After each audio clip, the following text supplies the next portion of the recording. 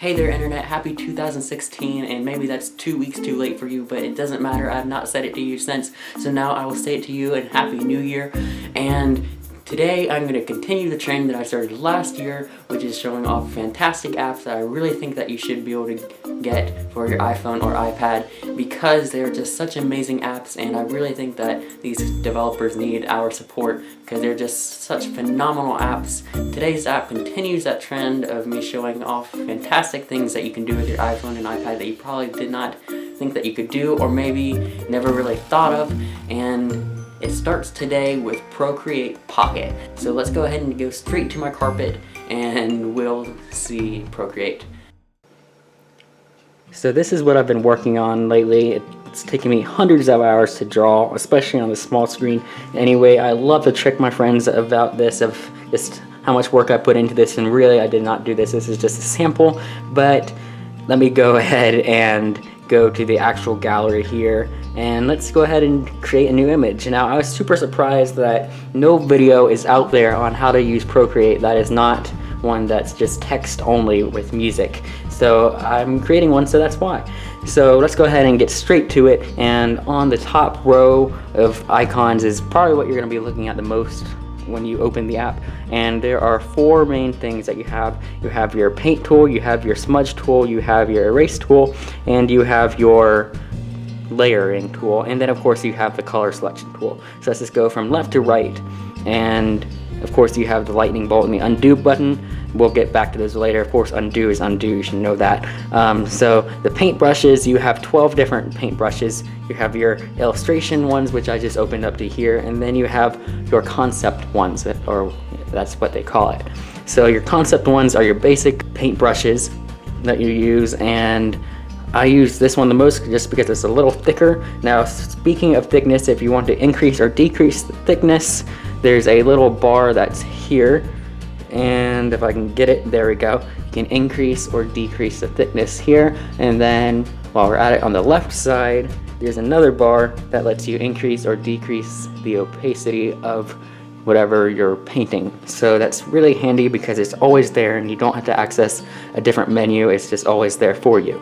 So you might be thinking though, 12 brushes is not good enough for me. Well, on a pocket-sized app that's going to be used mainly for doodling, you don't really want to overcomplicate it, so 12 brushes is perfectly fine. And plus, if you want to import your own, you can do that. Now, I have not really done that, and so you can learn more about it and do it yourself later, and there's a notification. Anyway, let's go ahead and get back to the concept, and I'm not going to be drawing anything of particular, but let's just go ahead and show one of the cool brushes here.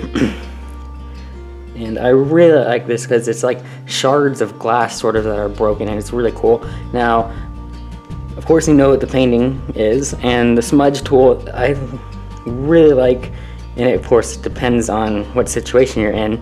It can make it an artwork good or bad depending on how you use it. Now, that I think is pretty cool, but there's nothing else to it, and so someone at Procreate must have really liked the smudging effect because it is a thing that you can do from the top menu. So there you go. Now, of course, you have your erase tool, and you can erase like that.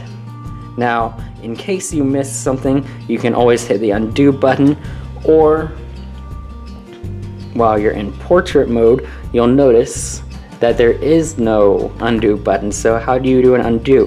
Well, in undo, you just use two fingers, and then you tap, and you'll see that there's an undo. It's super handy like that. Alright, and then of course if you want to redo something, then you tap three fingers and then you'll get a redo. So that is super handy gestures that you can use. And while we're talking about gestures, if you have multiple colors, so let me just go ahead and get to multiple colors. So let me just put blue here. If I put a little blue, change to blue, and then so like let's say you want that purple without having to go through the color selection. Well, you have to long press on that color, and then you should see that you have a little option thing, and then voila, you suddenly have your pink that you were just using. And that is a super handy tool because no one wants to go through trying to find your exact blue hue that that was a lot to say, that you have to be spending a lot more time to find. So it's easier to just be able to tap, hold, and then there's that color selecting tool. Super handy. Now you might have noticed a second ago that there was this page of squares right here. Now this is actually something called swatches, and swatches is only good if you have an Apple Watch. Now if you're one of those lucky people that have an Apple Watch, this is super cool, and what it essentially allows you to do is register several colors to your Apple Watch, and then while you're wearing it you can choose between those colors, and then it'll sync back to the phone and be able to use that color, so you don't have to keep going back and forth to selection tool or having to long press to be able to get the color selector. It's really handy. But if you don't have an Apple Watch, then of course you're going to be using the color picker and the color wheel. So now that we've gone over the extreme basics, there's a few more tools that are here in the Pocket Edition, and we'll want to take a look at them. So you have the settings thing here, and you can insert a photo, which is really cool if you want to like mold the blend between a photo and your drawing. And then you can also of course take a photo, and then if you need support, it's there for you. You can cut, copy, paste, all that cool stuff. And then this is your effects stuff. So I would not recommend you do this until after you're done drawing, or if you just want to do it in the middle, that's fine with me. It's up to you. So you, of course, you have your opacity overall.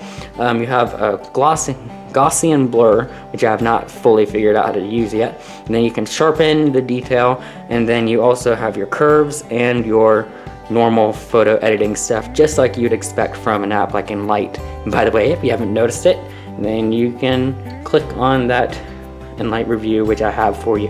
Anyway, after that, then you have your selection tool. So if you need to select anything in particular, you can easily hand draw it and then be able to change what's you've selected. It's super handy like that. And also you can transform it, so like let's say that you just need like a square like that, you can easily go to rotate it wherever you want, and it's super handy like that. And then you can shrink and resize it just like that. Let me just zoom in a little bit, super slowly. There we go. Alrighty. And then there's some other things that you have here. You can flip it around, which I think is super cool if you have like a cool image, I guess. And then you can flip it horizontally and vertically, and so you can make some cool effects with that. And it actually mirrors it, so if you paint it on the left, then it'll flip over to the right, and then if you flip to the right, it'll go to the left, same way like that. Super cool transformations. And really, that is it.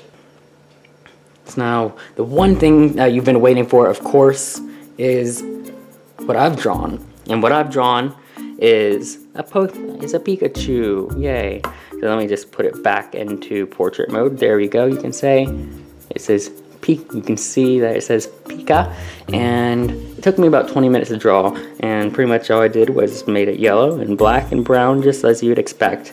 And it's, I think, a pretty cool drawing for what I did on this Procreate Pocket Edition. So let's go ahead and go back to gallery, and that is all that there is to Procreate Pocket. So it's a super handy tool to be able to just have fun with when you're bored, and I would highly, highly, highly recommend it, especially if you're one of those people that loves to doodle during your free time. So if you like this video, please get a thumbs up. That really helps me out, and also make sure to hit that subscribe button, because I'll be posting a review of the full Procreate on iPad in a couple weeks or so stay tuned for that. And I want to thank you guys so much for watching. It really means a lot to me that you spent your time to be able to watch this demo, and I will see you all in the next one. Bye.